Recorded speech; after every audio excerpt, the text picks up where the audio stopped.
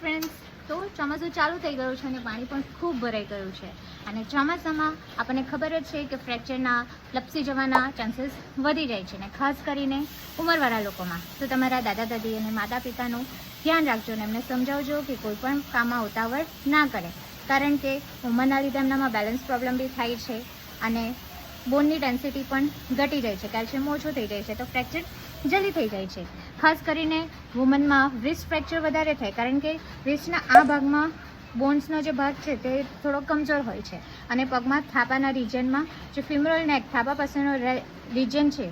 ત્યાં બોન વીક હોય છે, તો ત્યાં ફ્રેક્ચર ઇઝીલી થઈ જાય છે અને ઉંમરના લીધે ઓપરેશન કરવું પણ ડિફિકલ્ટ થઈ જાય છે અને કરવું પડે તો મોસ્ટલી હિપ રિપ્લેસમેન્ટ કરવું પડે છે. તો તમારા દાદા દાદીનું ખાસ કરીને ધ્યાન રાખજો અને એમને સમજાવજો કે ધીરેથી ચાલે, કંઈક કામ હોય તો જાતે ના કરે, હેલ્પ લે, ચાલવામાં કાળજી રાખે, કારણ કે એવા ઘણા બધા કેસીસ અમે જોઈએ છે કે ચોમાસામાં લપસી ગયા હોય એના લીધે આઈટી ફ્રેક્ચર થઈ ગયું હોય, હાથનું ફ્રેક્ચર થઈ ગયું હોય અને ચોમાસાનું ઋતુ છે તો ટ્રીટમેન્ટ લેવી થોડી ડિફિકલ્ટ થઈ જાય છે. એટલે stay healthy, stay fit, happy monsoon અને ટેક કેર. અને અમારા પેજને આવી જ ટિપ્સ માટે ફોલો કરતા રહો.